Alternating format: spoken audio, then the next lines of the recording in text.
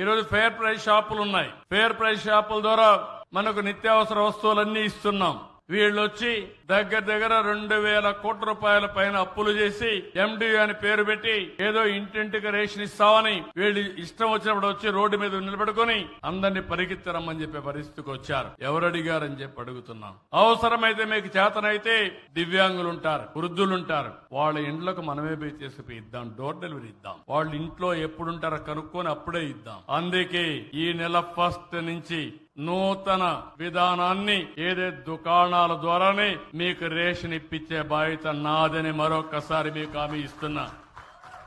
దీనివల్ల మీరు ఎప్పుడైనా వెళ్ళొచ్చు. రేపటి నుంచి మీరు ఫ్రీగా ఉన్నప్పుడు వెళ్ళి తెచ్చుకుంటారు. ఎవరైతే తెచ్చుకోలేని వాళ్ళు ఉంటారో వాళ్ళ ఇండ్లకు మాత్రం నేరుగా డోర్ డెలివరీ ఇప్పించే విధానాన్ని కూడా ఏర్పాటు చేశాం. దివ్యాంగులుంటారు, మీ ఇంటికి వస్తుంది. వృద్ధులుంటారు, మీ ఇంటికి వస్తుంది. అలాంటి ప్రోగ్రెసివ్ పాలసీలు కావాలి గాని డబ్బులు కొట్టేసి డబ్బులు కొట్టేసే పనులు చేయకూడదు. దీంట్లో ఏం చేశారు తెలుసా?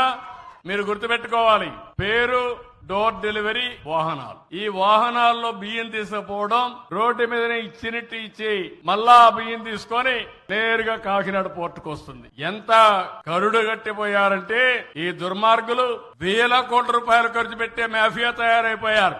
రాజకీయ నాయకులు కొనే పరిస్థితికి వచ్చారు, ఆఫీసర్లు కొనే పరిస్థితికి వచ్చారు, మాఫియాలుగా తయారైపోయారు. నేను ఒకటే చెప్తున్నా, నాకు అన్ని తెలుసుకుని చెప్పడంలో ఇక్కడ వాళ్ళ కొవ్వు ఎంత ఉందంటే నా దగ్గర కూడా వచ్చే పరిస్థితికి వస్తున్నారు. కాబట్టి వార్నింగ్ ఇస్తున్నా, మాఫియాలు జాగ్రత్తగా ఉండండి.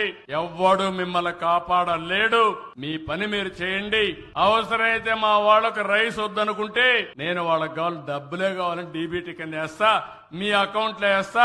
ఆ దుకాణంలో మీకు నచ్చిన నిత్యావసర వస్తువులు మీరు కొనుక్కోవచ్చు.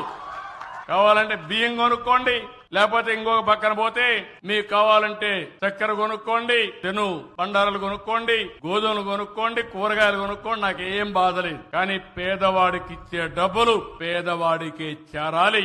మధ్య దళారులు ఉంటే మాత్రం, దళారీలు మాఫియాలుగా తయారై డబ్బులు పెట్టి చేస్తే మాత్రం మీకు ఈ రాష్ట్రంలో చోటు లేదని మరొక్కసారి హెచ్చరిస్తున్నా. 1,000 కోట్ల రూపాయలు.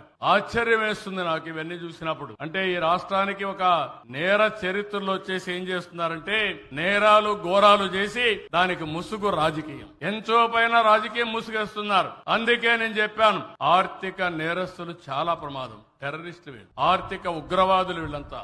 వీళ్ళు సమాజాన్ని అతలాకుతలం చేయాలనుకుంటున్నారు. వీళ్ళ ఆటలు సాగనీయకుండా చేస్తామని చెప్పి నేను మీకు తెలియజేసుకుంటూ